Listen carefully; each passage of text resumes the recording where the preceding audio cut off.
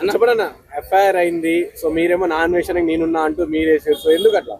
అయితే మొట్టమొదటిగా ఇప్పుడు నాన్ వెజ్కి నేనున్నానని నేను చెప్పట్లేదు. ఇక్కడ నేను ఏమంటున్నానంటే మనం పాయింట్ టు పాయింట్ మాట్లాడదాం. ఇక్కడ ప్రతి విషయాన్ని మనం కులంకషంగా తెలుసుకోవాల్సింది ఏంటంటే, ఈరోజు కరాటే కళ్యాణి గారు వెళ్ళి ఇప్పుడు నాన్ వెజ్ అకౌంట్స్ అన్ని బ్లాక్ చేయండి, తన మీద ఎఫ్ఐఆర్ చేయండి, అతను హిందూ దేవీ దేవతల మీద ఇట్లా అంటే తప్పుగా మాట్లాడిండు, ఇవన్నీ మాట్లాడారు కదా.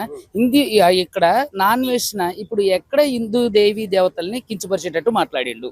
ఫస్ట్ ఆఫ్ ఆల్ అంటే బూత్ వల్గర్ లాంగ్వేజ్ యూజ్ చేసిండా, అన్పార్లమెంటరీ లాంగ్వేజ్ యూజ్ చేసిండా, లేదంటే అసలు ఇతను చేసిన తప్పు ఏంటి? ఇక్కడ కేవలం ఏంటంటే ఇక్కడ సీతాదేవి గారి గురించి, ద్రౌపది గారి గురించి మాట్లాడారు.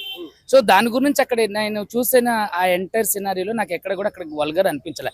మరి ఆ రేప్ అనేది ఏంటి? ఇప్పుడు ఇక్కడ రావణుడు సీత పైన రేప్ అటెంప్ట్ చేయబోయిండు, తర్వాత ద్రౌపదిని ఇలా జరిగించబోయింది. సో అందుకని కురుక్షేత్రం జరిగింది అని ఇలా జరిగింది కదా.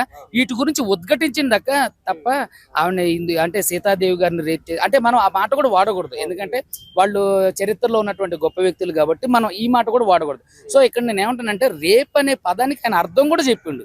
సో రేప్ ఇక్కడ సీతను వంచినటువంటి రావణుడికి ఈ గతి పట్టింది, ద్రౌపదిని వంచాలనుకున్న వాళ్ళకి కౌరవులకి ఈ దుస్థితి పట్టింది అని చెప్పి రేప్ అనే పదాన్ని ఆయన పర్యాయ పదంగా వాడింది తప్ప ఆమెను రేప్ చేశారని చెప్పేసి అతను ఎక్కడ వాడలేదు, తన వివరణలో ఎక్కడ లేదు.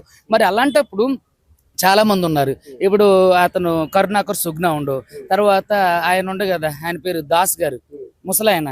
మరి ఆయన గారు రకరకాల దేవీ దేవతల మీద ఇక చాలా మంది ఉన్నారు బ్యాచ్, కరాటే కళ్యాణ్ గారు. మరి వీళ్ళైతే బహిరంగంగానే మరి కన్య గర్భం ధరిస్తుందా అని చెప్పేసి మరి వేరే మతాల మీద కూడా అంటే అన్ని మతాలను కూడా వీళ్ళు అగౌరవంగా మాట్లాడడం, చెలొత్తులు సరసోక్తులు వేసుకోవడం ఇవన్నీ చేస్తున్నారు. మరి వీళ్ళ మీద కూడా ఎఫ్ఐఆర్ కావాలి కదా.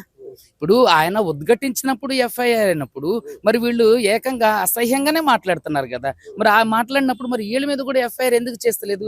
ఇక్కడ ఏంటంటే ఇప్పుడు ఆర్టికల్ 14 చట్టం ముందు అందరూ సమానమైనప్పుడు మరి హిందూ దేవీ దేవతల మీద మాట్లాడినప్పుడు ఎఫ్ఐఆర్లు చేయిస్తున్నటువంటి పోలీస్ వ్యవస్థ ఏదైతే ఉందో, ఎవరైతే నడుం కట్టుకుని ఇప్పుడు కరాటే కళ్యాణి గారు లాంటి ఈ దాతృ హృదయం కలిగినటువంటి ఈ సంఘ సంస్కర్తలు ఎవరైతే ఉన్నారో మరి వాళ్ళు కూడా వాళ్ళకి నిజంగానే సెల్ఫ్ రెస్పెక్ట్ ఉంటే, వాళ్ళు నిజంగానే భిన్నత్వంలో ఏకత్వాన్ని పాటిస్తే, వాళ్ళు నిజమైన హిందువులే అయితే మరి వీళ్ళందరూ కరుణాకర్ సుగ్నా మీద, తర్వాత ఈ దాసు ఈ ముసలాయన మీద, తర్వాత మనోహర్ దాస్ ఆయన, ఇంకా తర్వాత ఇంకొక ఆయన ఉండు కరుణాకర్ సుగ్నాతో పాటుగా చాలా మంది ఉన్నారు. మరి వీళ్ళందరి మీద కూడా ఎఫ్ఐఆర్ చేయాలి కదా.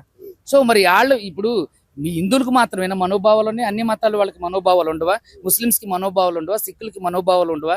తర్వాత క్రైస్తవులకి మనోభావాలు ఉండవా? అంటే వాళ్ళ దేవీ దేవతలు కాదా?